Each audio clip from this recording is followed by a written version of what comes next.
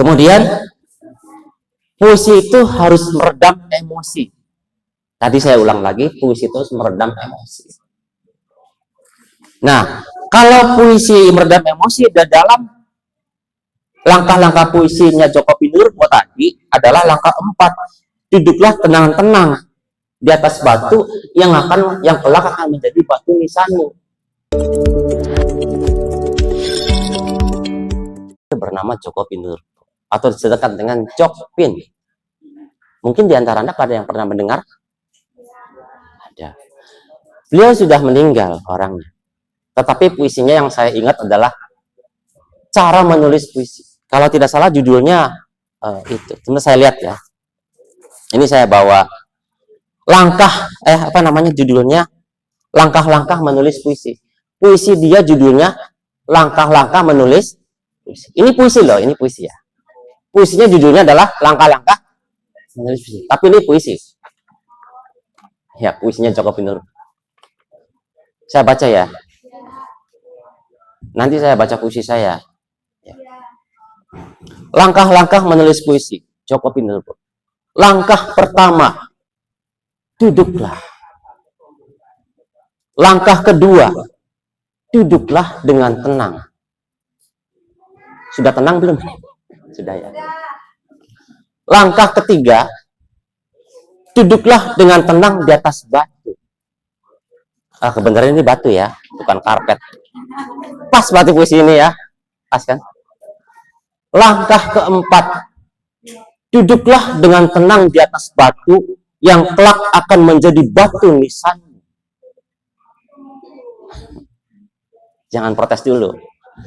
Langkah kelima, duduklah dengan tenang di atas batu yang kelak akan menjadi batu nisanmu sambil membaca Pramudiana Tatu. Hidup sungguh sederhana, yang hebat-hebat hanya tafsirannya. Mulai pusing nggak? Yang hebat-hebat hanya tafsirannya. Mulai pusing kan ya sedikit ya? Dengerin aja dulu. Langkah ketujuh dan seterusnya. Abrakadabra. 2017. Begitu. Nah, tafsir dari puisinya Joko Pinurbo langkah-langkah menulis puisi ini adalah yang pertama, duduklah. Nawaitu, duduklah adalah berniat. Duduklah itu dasar. Niat kita itu. Kalau kita menulis puisi jangan sambil bekerja. Tangan kita jangan sambil bekerja. Kalau Anda menulis puisi sambil menulis, sambil memahat sesuatu, misalnya sambil melukis dan sebagainya, nggak akan jadi. Maka duduklah. Duduklah itu merenunglah. Duduk itu merenunglah. Merenungkan sesuatu. Duduklah dengan tenang. Merenungkan sesuatu. Tenang. Hati kita harus tenang. Merenungkan sesuatu. Sesuatu itu apa? Sesuatu itu adalah pengalaman yang kita alami. Anda masing-masing punya pengalaman hidup. Ya enggak? Pengalaman secara nyata, empiris, dan pengalaman secara batin, spiritual. Anda masing-masing punya pengalaman. Pasti di antara pengalaman hidup Anda, ada yang masih diingat sampai hari ini. Sejak kecil sampai hari ini, pasti ada yang masih diingat. Nggak tahu apa itu. Iya nggak? Maaf, ini saya maaf. Misalnya Anda pernah, maaf ini. Misalnya Anda pernah dicium oleh seorang laki-laki, keningnya. Misalnya, ini misalnya. Sampai hari ini terbayang aja. Misalnya, ini misalnya. Terkenang, tapi disimpan dalam hati karena sudah putus. Ketika putus, Anda membenci dia. Hal yang paling dibenci adalah pernah dicium. Jadi membencinya kadang senyum-senyum, kadang benci juga. Seperti itu. Contohnya, ada hal yang paling dikenang. Misalnya orang tua Anda misalnya sudah tidak ada. Anda mengenang, ada yang paling kendang. Kasih sayang ibu, kasih sayang ayah, kasih sayang istri, kasih sayang suami, misalnya. Ada yang paling dikenang dalam hidup. Biasanya, hal yang paling dikenang itu akan selalu melekat di hati, membekas, tidak hilang-hilang, seperti dia menumpuk, seperti karat berkarat di hati. Kalau besi itu berkarat, tidak hilang-hilang, makin menumpuk, itu berkenang. Itu modal puisi itu saudara-saudara. Modal puisi itu. Pertama, Anda tidak perlu bingung-bingung nyari ke dasar sumur, nyemplung untuk nulis puisi. Yang ada adalah mati. Anda nyemplung ke dalam sumur, nulis puisi itu mati. Artinya dengan kata lain, Anda jangan pergi ke hutan untuk menulis puisi, Anda diterkam macan. Bukannya dapat puisi, diterkam harimau. Anda tidak perlu nyemplung ke lautan depan itu, takut tenggelam untuk menulis puisi, jangan. Dasar puisi itu sudah ada di dalam hati dan jantung Anda. Di dalam denyut nadi Anda, di dalam darah Anda yang mengalir itu sudah ada. Puisi itu sudah ada mengalir dalam darah Anda. Apa puisi itu? Berarti dia apa tadi? Pengalaman yang mengental itu. Nggak tahu pengalaman itu 10 tahun yang lalu, tidak tahu 5 tahun yang lalu, tidak tahu 5 hari yang lalu, tidak tahu sejam yang lalu. Dan sebagainya. Ada sesuatu yang terkenang dan melekat di hati. Itu akan membekas. Dan itu bisa menjadi sebuah. Sudah paham belum sampai sini? Sudah? Ini adalah tahap pertama. Halaman berapa tadi? Ya. Mengolah rasa, mengasah mata hati. Langkah pertama dalam materi ini adalah mengolah rasa, mengasah mata hati. Menulis puisi itu harus dengan mata hati. Mata hati kita harus terbuka. Bagaimana cara belajar membuka mata hati? Itu pertanyaan.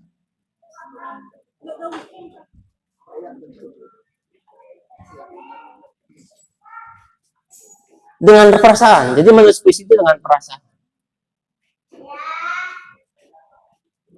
Kalau ada puisi esai, itu separuhnya bukan dengan perasaan, tapi dengan data. Dengan sejarah.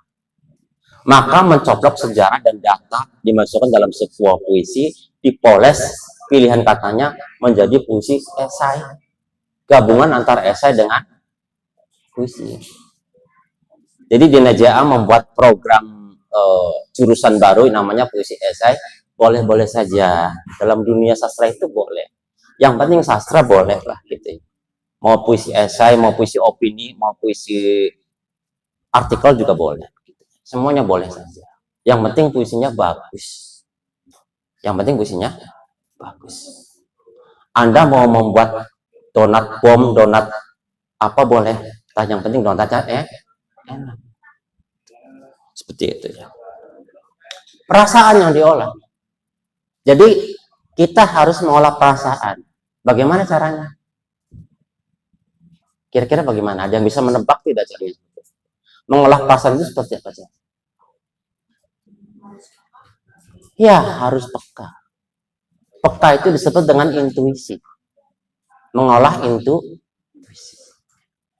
Kepekaan. Mengolah kepekaan batin. Batin kita harus peka. Makanya sebentar lagi Anda disuruh puasa. Wajib. Yang bagi Islam. Yang agamanya Islam, saum itu adalah mengolah rasa. Mengolah kepekaan kita. Bagaimana orang merasa lapar. Kan begitu ya? Orang lain merasa lapar. Orang lain merasa belum makan. Kan begitu. Nah, bagaimana rasanya? Jadi, mengolah perasaan. Salah satunya dengan cara perenungan. Atau disebut dengan kontemplasi. Mungkin sifatnya bisa, jenisnya bisa tadabur. Ini kita ini tadabur nih. Ya, tadabur alam ke pantai. Jalannya ini jalan. Banyak jalan menuju Roma, tapi jalannya mungkin salah satunya tadabur di pantai Mandalika, tadabur alam gitu. Nah, ini bisa tadabur. Tapi tadabur bukan untuk bernyanyi-nyanyi pakai gitar, bukan. Kalau mau menulis puisi, tadabur merenung. merenungkan sesuatu yang ada di sini, yang ada di pantai Mandalika ini. Kebetulan memang saya tidak sengaja, contohnya tentang laut. Coba itu terus digeser. Nah, ini. Oh, ini ulang tahun, ada yang laut yang tinggi. Nah, ini. Oke, ini. Kebetulan ini ada contoh. Jadi kita pernah melihat biasanya ini contohnya laut. Seputar laut pantai Mandalika.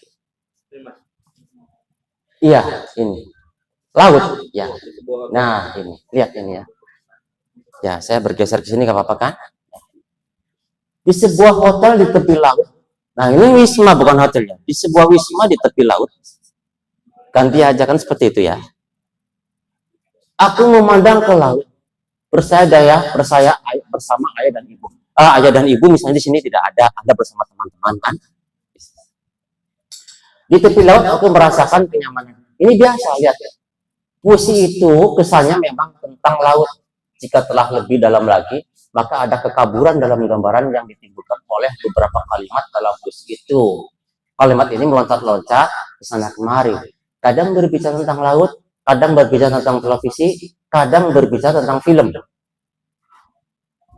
Jadi menulis puisi itu tidak boleh meloncat-loncat dari bait pertama ke bait kedua. Paham ya? Kalau Anda memandang sebuah laut, maka contoh berikutnya ke bawah. Di bawah.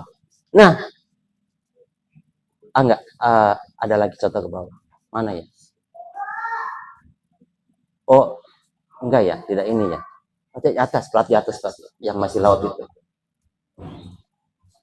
Coba itu yang kedua tuh. Yang tadi ya ini.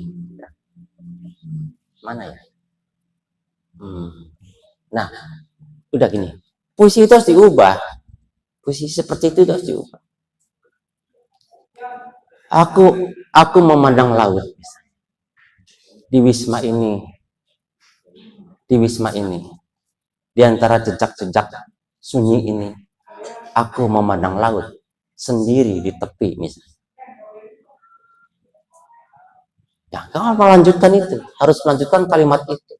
Ada apa kalimat itu? Disambung kalimat itu, ada apa di sini yang bisa dicatat dalam menjadi sebuah puisi. Lampu-lampu mulai dinyalakan. Lampu-lampu mulai dinyalakan. Tetapi aku mulai merasakan kegelapan. Bagaimana mungkin aku sampai di sini? Mungkin aku harus sampai ke matamu. Sebab di matamu seperti laut yang menyimpan kedalaman hatiku. Dan sebagainya. Itu bisa tentang laut. Seperti itu. Jadi saya ngarang-ngarang aja ini. Saya ngarang-ngarang aja. Bicara puisi itu ngarang-ngarang aja. Ngelantur aja saya ngelantur. Kalau Anda ngomong itu bagus, saya ngelanturnya saya memang bagus. Ngelanturnya saya aja bagus. Apalagi seriusnya. Setahun nulis puisi. Dan gitu. Nah, itu harus orang-orang kalau sudah ahli piawai seperti itu. Maka menulis puisi itu harus sampai kepada tingkat piawai. Sama saya menulis novel, kemarin terbaru novel saya 1000 halaman lebih. Orang-orang kaget pada berjingkrak. Bukan kaget kenapa? Kok bisa 1000 halaman lebih ngetiknya berapa lama? Senang amat bacanya. Mau baca aja kan? Mau lihat aja bacanya mau muntah. 1000 halaman lebih. Kapan nulisnya? Saya bilang saya nggak pernah nulis. Terus hati saya menulis, kok bisa? Yang nulis komputer, diketikin. Makanya saya nulis hati kan gitu, pengalaman. 1000 halaman lebih sudah terbit. Sumirat novel kembali yang terbit tahun 2024 Desember 1000 berapa gitu ya, 1100 berapa gitu. Sumirat terbit. Anda kan sudah melihat lah, ya, banyak beberapa orang sudah melihat ini sebagainya. Nah itu, kapan nulisnya? Rahasia ya nulisnya ya. Yang penting terbit aja gitu kan. Nah itu seperti itu. Jadi nulis puisi itu pertama nawaitunya, yang kedua itu tadi tidak boleh putus asa. Yang ketiga kita harus tahu ini mengolah perasaan ini kan. Kita harus mengolah perasaan dari pengalaman. Pengalaman yang lalu bisa, yang paling menyentuh diri Anda, yang paling menyakitkan juga boleh. Biasanya puisi itu pengalamannya yang paling menyakitkan biasanya. Kalau menggembirakan tidak jadi puisi biasanya. Ya, sama dengan orang berdoa kepada Tuhan. Ketika orang memohon biasanya lagi sedih, lagi butuh. Kalau lagi gembira nggak ingat Tuhan biasanya begitu kan begitu ya. Ketika kita menangis di masjid, oh sedih sujud, itu sebenarnya lagi ada masalah, lagi sedih, lagi butuh. Kalau lagi gembira ria mah lagi misalnya lagi raka apa lagi gembira dan sebagainya, ya kan? Kadang-kadang lupa kan, seperti itu. Kadang puisi juga tercipta ketika ada perasaan yang paling sakit, yang paling luka dalam diri kita yang tidak pernah kita lupakan. Saya yakin ada itu di hati Anda. Jangan malu-malu, ada kan? Yang paling menyakitkan ada tidak? Apa?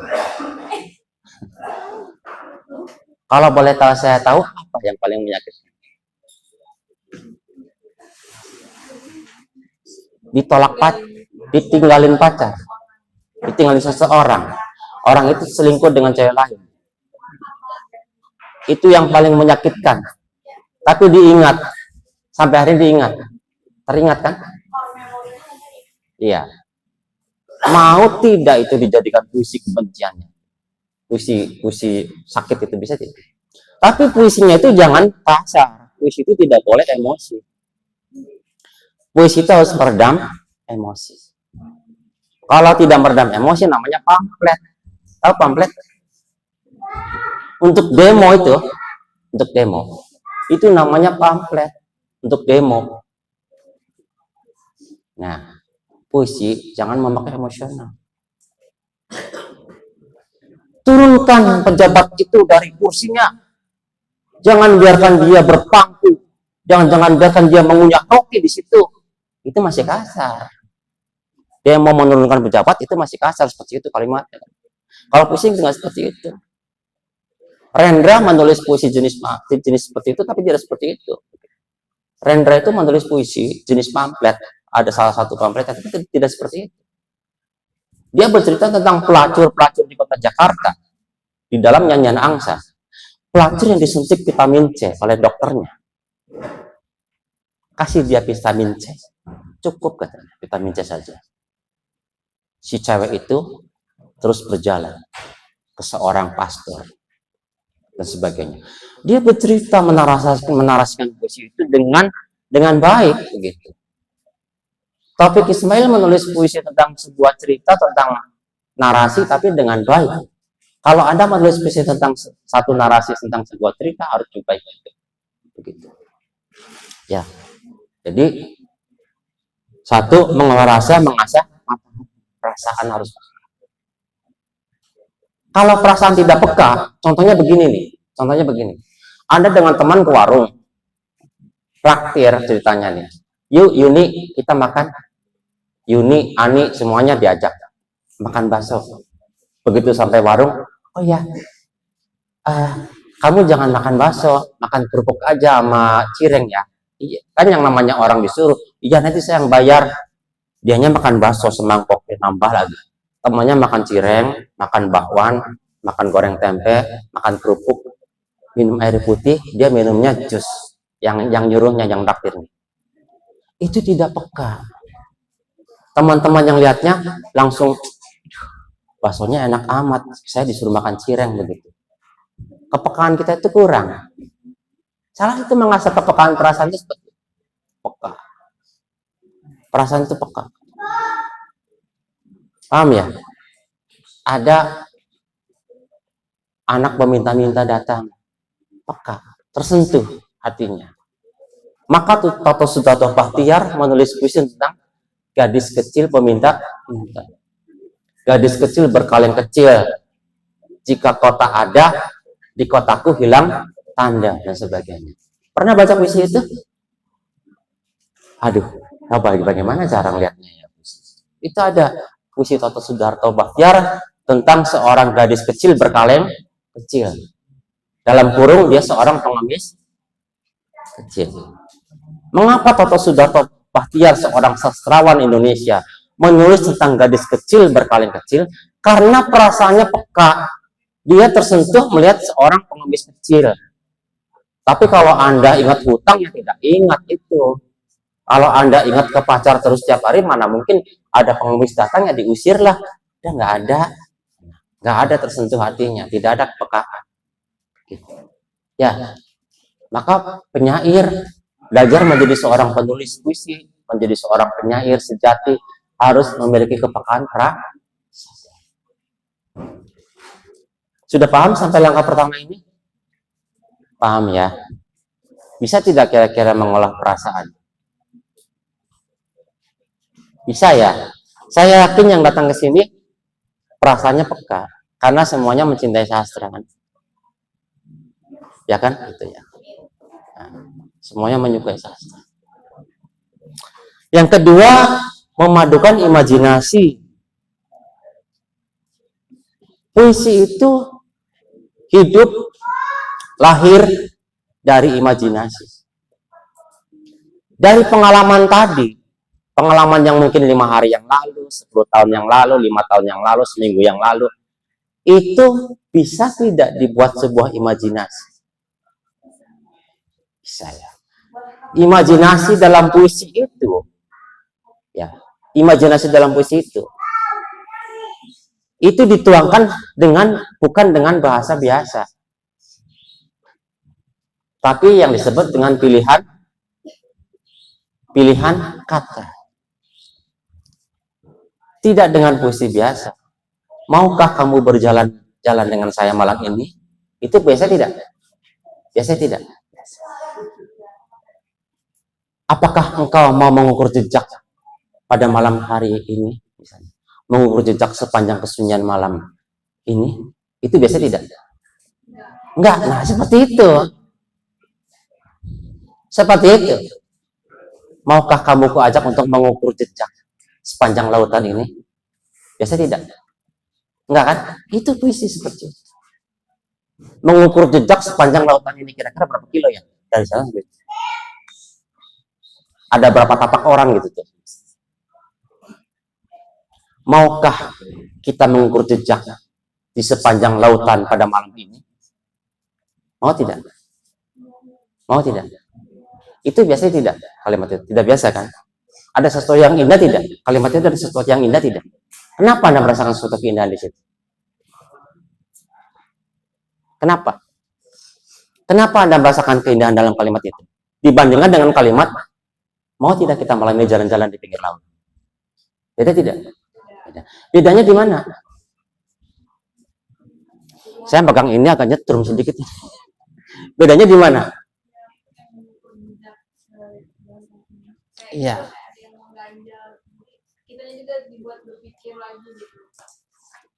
Maukah ku ajak kau mengukur jejak sepanjang pantai malam ini? Kira-kira rasanya bagaimana? Ah? Ada sesuatu ya yang kerteg ke hati itu ya, berbeda ya. Anda lebih jawab mau dengan kalimat itu daripada yuk kita mengukur pantai yuk berapa kilo. Kata yang diajaknya, lu aja, gue emang enggak, lu emang orang gila. Oh, pantai ini mau diukur berapa kilo katanya. Nggak ada kerjaan katanya. Mending kita diam di warung itu sambil ngopi, makan Indomie. Ya kan? Daripada ngukur sampai ujung sana berapa kilo, tebak-tebakan. Tapi ketika ada kalimat, maukah ku ajak kau mengukur jejak sepanjang panjang, mungkin ada sesuatu yang lain makna situ. Ada rasa gelora yang lain, mungkin gelora asmara di situ. Tahu gelora asmara? Nah, mungkin ada gelora asmara yang indah di situ, sehingga ada kalimat.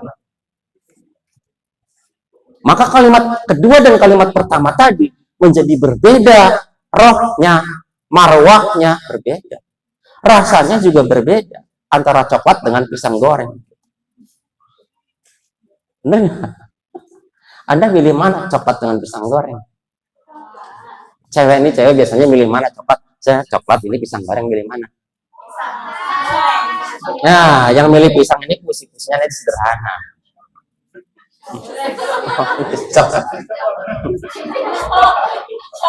Memang terbiasa mahasiswa itu memang terbiasa picok kan Indomie rebus. Memang saya wajar terbiasa. Picok, Indomie rebus, picok, Indomie rebus, seblak, cireng dan sebagainya itu. Sekali-kali kalau sudah bosan warteg nasi padang kan gitu. Bosan warteg tiap hari nasi padang. Bosan Indomie rebus, warteg kan begitu ya. Ya kan? Wajar. Nah, mencipta pilihan kata. Bagaimana menciptakan pilihan kata? Matamu seperti danau yang hening. Aku ingin menyelam di kedalamannya. Aku ingin berenang di kedalaman. Akan kutemukan ikan-ikan rindu di dalam. Ikan-ikan rindu yang berenang dengan sayap-sayap dengan sirip-siripnya yang begitu runcing menggores hati. Biasa tidak itu? Biasa tidak kalimat itu? Itu padahal ngelanturnya saya. Ngelantur itu biasanya ya. Itu ngelantur. Bahasa kalimat-kalimat ngelantur. Bagi Anda itu wah mengerikan itu. Nah itu. Nah, itu adalah bahasa-bahasa ngelanturnya sih. Kalau ada kalimat begini, Anda misalnya ada kalimat bunga Kamboja, itu bunga Kamboja jatuh. Yang putih di sana itu ada bunga Kamboja. Sekelopak bunga Kamboja jatuh. Tapi kalau misalnya seorang penulis puisi, sekelopak bunga Kamboja jatuh di dalam hatiku yang hening. Beda ya? Sekelopak Kamboja jatuh di dalam hatiku yang hening. Malam ini, bulan seperti tenggelam di dalam matamu. Itu ngelanturnya saya aja, ngelanturnya serius saya nulis di sini enggak.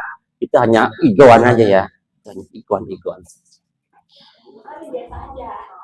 Kalimat-kalimat biasa aja. Nah, bisa tidak Anda membuat kalimat-kalimat biasanya aja seperti itu? Bisa tidak? Mudah kan ya? Kesannya mudah tidak? Mudah ya? Kesannya. Padahal ketika prakteknya susah. Kenapa susah? Anda ingin menulis puisi apa? Sebutkan satu benda di sini. Meja. Apa? Semua benda di sini akan jadi puisi. Semua benda di sini bisa. Puisi yang indah.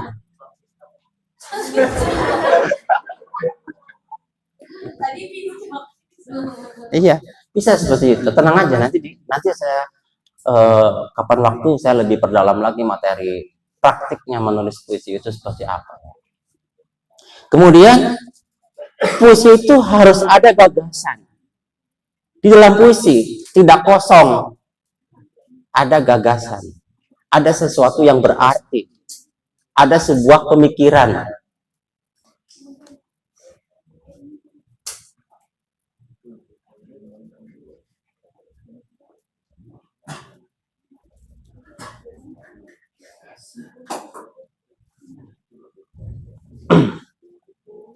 Cintaku kepadamu akan sampai ke maut. Seperti kisah Romeo dan Juliet. Ada pemikiran, ada kecerdasan di situ. Ada kecerdasan yang ditunjukkan, ada literatur. Seorang penyair itu otaknya harus ada literaturnya ya. Kalau dalam kajian itu daftar pustakanya jelas. Kalau sebuah skripsi tidak ada daftar pustakanya, itu apa namanya? Ya tidak jelas. Nah, harus ada literatur pengetahuan, bacaan, dan sebagainya. Maka akan nyambung. Apabila kita bicara cinta sejati sampai ke maut, maka bicaranya Romeo dan Juliet. Saijah dan Adinda di bawah pohon ketapang nulis janji yang sunyi. Misalnya seperti itu. Anda tahu saja Saijah? Adinda pernah dengar? Di mana itu? Nah, di Rangkas. Kita bicara soal Rangkas, Saijah dan Adinda. Bisa menjadi puisi. Literatur Saijah dan Adinda wacana yang pernah Anda baca tentang maksa pelet dan sebagainya, itu bisa menjadi satu literasi puisi. Jadi penyair itu orang yang cerdas sebetulnya. Kalau penyair bodoh nggak jadi penyair, begitu loh. Otomatis puisinya puisi jelek kalau tidak punya literatur, gitu. Kalau dia tidak punya literatur bacaan, puisinya ya sekitar itu, puisi kamar itu. Hairil Anwar itu seorang pembaca puisi, pembaca buku, seorang penerjemah ulum, seorang pembaca buku. Puisi-puisinya bagus. Paham ya? Puisinya bagus. Semua penyair. Tapi ada satu penyair yang memang dia berbakat alam, dia luar biasa, dia bagus, dia hanya seorang buruh pelitur. Ada. Namanya Wiji Tukul. Wiji Tukul dia seorang buruh pelitur, kemudian tukang beca, kerja kasar dan sebagainya. Tapi puisinya seperti peluru. Aku ingin menjadi peluru. Puisinya luar biasa. Orangnya hilang gara-gara puisinya.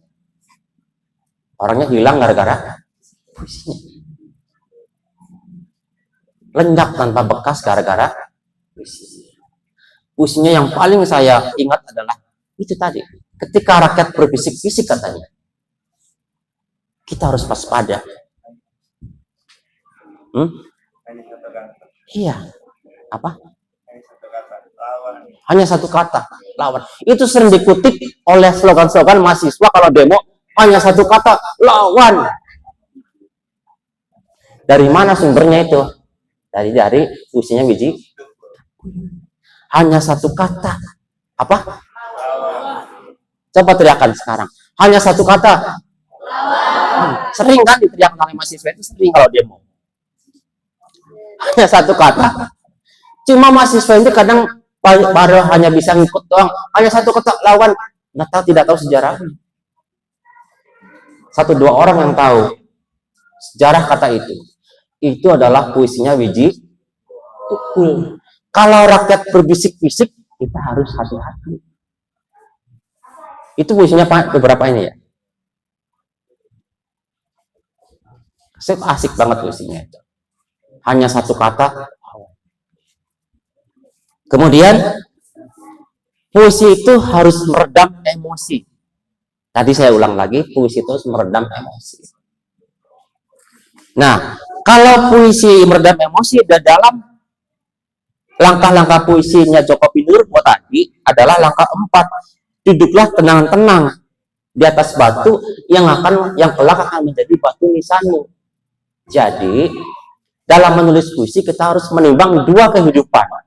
Satu kehidupan fana ini, yang kedua kehidupan fana, kehidupan nanti, yang kedua kehidupan yang sekarang. Jadi jangan sampai lupa dengan kehidupan yang nanti dalam puisi itu. Artinya apa? Sebuah puisi itu harus ada makna hidup secara nyatanya dan makna isi setelah kehidupan ini. Begitu. Ya, akan tetapi ada juga puisi-puisi yang hanya isinya makna tentang kehidupan nanti. Itu puisi-puisi yang disebut dengan puisi-puisi sofistik. Di Indonesia alirannya puisi-puisi sofistik yang berbicara hanya Tuhan dan sebagainya. Ya, puisi-puisinya Abdul Hadi WM, Ibrahim Sattah dan sebagainya, puisi-puisinya Ahmad Nyocer Fanda, itu hanya bicara tentang Tuhan dan dirinya. Tapi kita menulis puisi tidak seperti itu, tidak seperti Amir Hamzah. Tidak seperti Amir Hamzah tok seperti itu. Kalau mau kita bicara tentang universal, tentang dunia, juga tidak lupa tentang Tuhan begitu. Jadi ada dua yang kita renungkan. Kita duduk di sini tidak hanya bisa tidak ingin bisa menulis puisi, tapi juga mengharapkan berkah dari ilmu yang Anda dapatkan begitu ya. Ada dua ya. Pertama, pengetahuan Anda tentang cara menulis puisi, yang kedua berkahnya dari ilmu itu sendiri ya. Betul nggak? Iya betul. Dari sini Anda ada berkah, rasanya lebih peka, tidak pelit pada teman misalnya gitu kan. Oh tadi cerita Pak Herwan tadi makan bakso, temannya suruh makan kerupuk. Dia minumnya jus, temannya minum air putih aja. biar nggak mahal kamu bayarnya. Sekarang enggak, begitu pulang jusnya sama dengan jus, minum jus temannya minum jus sama, ya itu kan bisa makan, nggak pelit begitu kan, tidak terlalu pelit akhirnya ke teman. Pulang dari sini ada berkah dari saya, tidak terlalu pelit, rasanya peka. Orang tua yang biasanya dibuat marah-marah sekarang tidak. Oh peka ke orang tua sedih misalnya, kita kan orang tua nyari uang untuk kita kuliah, tidak menyakitkan orang tua, nurut ke orang tua. Yang tidak jangan nurut, pulang dari sini ada berkah nurut. Ya seperti itu kan ya, sedikit kultum aja 5 menit kan gitu. Kuliah 7 menit. Oke, sampai di situ itu inti cara-cara menulis puisi itu sederhana. Terlihat sederhana memang, tapi harus kita pelajari satu-satu secara lebih mendalam. Ya. Aku melihat daun-daun berguguran. Itu biasa. Puisi itu tidak biasa. Kata-kata saya, kata Pak Iwan, puisi tidak biasa. Kita harus mencipta pilihan kata. Aku melihat daun-daun berguguran jatuh ke kolam hatimu yang bening. Cowok ngomong begitu ke cewek, ceweknya langsung pening. Pulang-pulang langsung puyeng juga kepala saya tuh. Dia kok tiba-tiba ngomong begitu hari ini. Iya. Kacamatamu seperti cermin hening yang memantulkan hatiku. Misalnya begitu ya. Jadi yang memakai kacamata tidak misalnya, kamu min berapa? Basi banget. Kamu jelek deh pakai kacamata. Apalagi begitu ya. Ya nggak, bener nggak? Seperti itu contohnya. Kira-kira seperti itu. Nah, saya mau baca puisi. Rugi Anda tidak mendengar kalau saya baca puisi ya. Kalau saya ngomong puisi panjang lebar tadi ngigo kan otomatis harus bisa nulis puisinya ya. Maka puisi saya seperti apa harus saya bacakan. Saya bicara ngalor ngidul tentang sebuah ilmu, tanpa bukti ilmu hasilnya seperti apa dianya. Percuma, ya kan? Nah, saya ingin membaca beberapa puisi saya malam ini supaya Anda mendengar dan merenungkan puisi itu seperti apa yang ditulis dengan cukup serius, kan begitu ya? Dan bagus.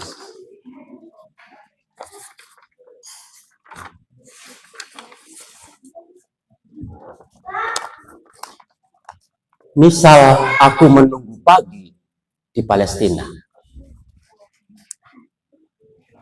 Agak buram lampunya, saya kadang-kadang perlu lampu yang terang ya. Kurang redep ya? Iya. Mudah-mudahan terlihat ya. Misal aku menunggu pagi di Palestina. Malam adalah langit merah, mawar merekah, seperti yang ditulis dalam kitab-kitab peringatan itu. Gemetarku tak bisa kulukiskan dengan 1000 puisi. Yang paling menakjubkan sekali. Malam adalah sejuta kutukan dan ketakutan yang tak bisa digambarkan, seperti kisah pembunuhan pertama, atau Umar yang mengubur hidup anak perempuan, juga Fir'aun yang membunuh seluruh bayi laki-laki atas dasar ketakutan. Aku tak bisa membayangkan bahwa tidur adalah 1000 ancaman maut yang membabi buta. Takkan ada letih dan pejam pada mata yang dicongkel percikan martil.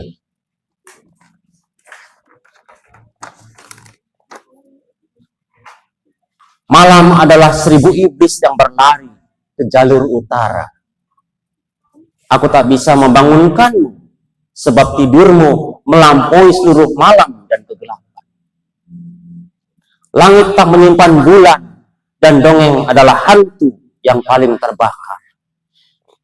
Misal aku menunggu pagi di Palestina. Aku tak bisa lagi mengingat cara-cara berdoa di masjid-masjid yang sunyi dan tenang. Aku tak bisa lagi menyanyikan lagu Indonesia Raya. atau berikrar mengucap padamu, negeri aku berjanji. Misal, aku menunggu pagi di Palestina. Rindu padamu tak bisa kugambarkan dengan rasa indah yang menggelora. Seperti cinta terukir dalam puisi-puisi Darwis untuk arah. Misal, aku menunggu pagi di Palestina. Puisi-puisi akan menjadi tunanetra dan tunawicara. Pada matamu yang berair mata, air mata yang bermata, malaikat-malaikat berjalan atas nama doa di jalan Gaza. Tapi Tuhan tahu, 1000 tubuh semurni-murni di gurun. Dan akan seperti dulu, ketika di langit ia mainkan ababil dengan batu api dan habara. Kita tak akan mengingat larik terberat dari larik puisi gosong dibakar hampa. Misal, aku menunggu pagi di Palestina. Aku tak akan menemu anak-anak perindu dongengan dielus dalam dekapan. 2023 sampai 2024. 1 tahun. Ada literatur. Puisi itu ada literatur. Ada literatur. Dia mengalir, tetapi ada literatur, ada pemikiran. Ya, ada pemikiran. Saya baca puisi lagi. Ya.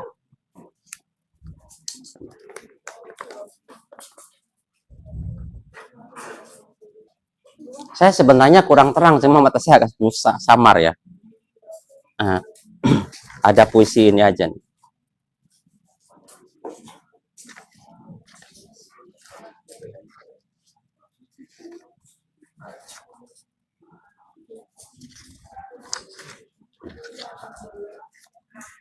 Puisinya judulnya sederhana, Gambar Buram. Judulnya Gambar.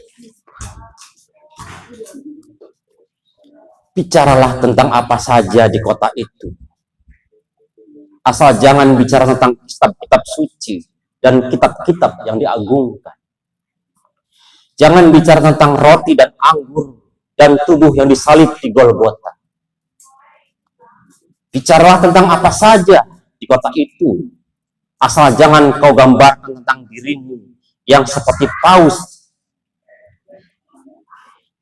Bicaralah, asal jangan kau jadi pemerkosa di kota itu. Perempuan-perempuan tidur di atas rambutmu yang kusut. Bicaralah tentang apa saja. Sebab semesta akan menjadi pendengar yang paham. Sebab Tuhan sudah mentasbih, semesta sudah mengarah ke ujung. Biarkan seseorang bertanya di antara darah, di antara luka, Tuhan, benarkah perang berhenti ketika malam?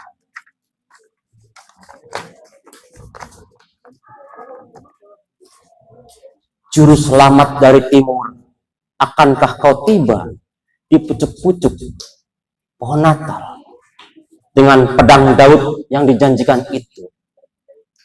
Seseorang berambut panjang dan pirang akan tiba dengan tangan membuka 1000 nestapa.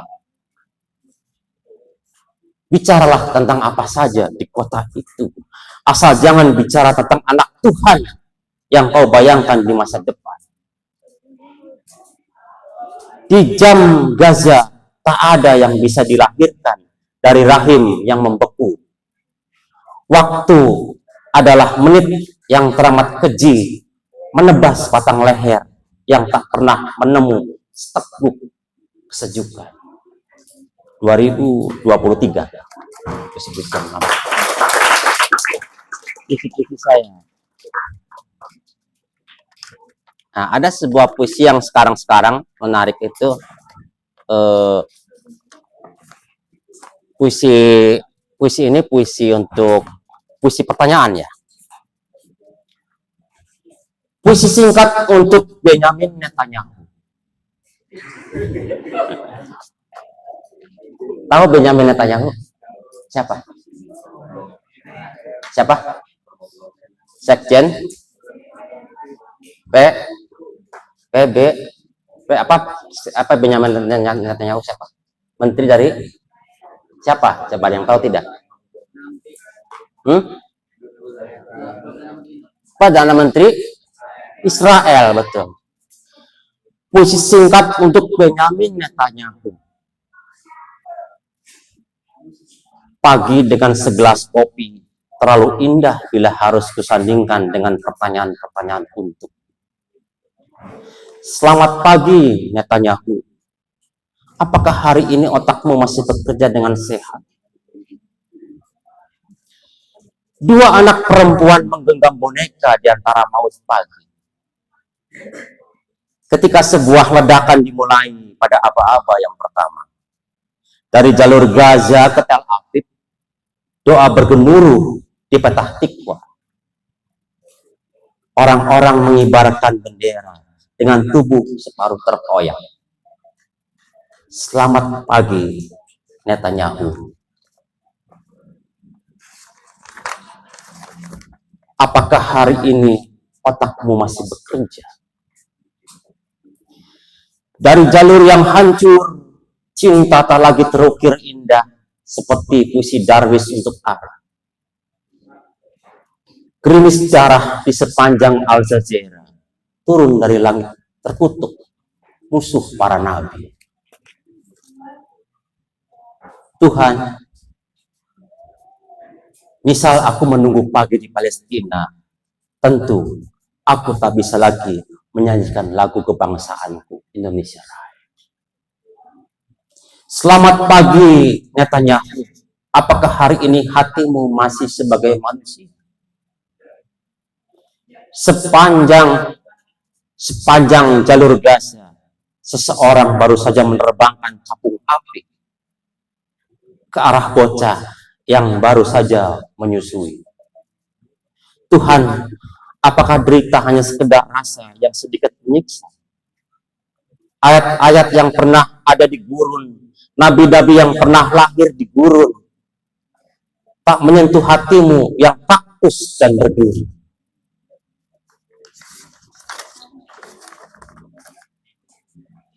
Matamu masih rabun bahwa 3 negara telah mengibarkan bendera 4 warna di jantung kota Yerusalem. Di negeri itu kau sebut Hizbullah sebagai hantu pengganggu tidurmu di ranjang. Di antara semua duka, di antara seluruh yang runtuh dan luruh, kau mainkan haru di atas bara yang baru. Di sepanjang Herzliya, Petah Tikwa, sampai ke Farsaba, kau sebut Zionis sebagai kalut, pesta anggur darah padri dan orang-orang suci. Selamat pagi Netanyahu. Dengarkan baik-baik pertanyaanku. Misal pagi ini ia yang serba maha meneteskan setitik jahra api neraka ke dadamu, kau akan jadi apa?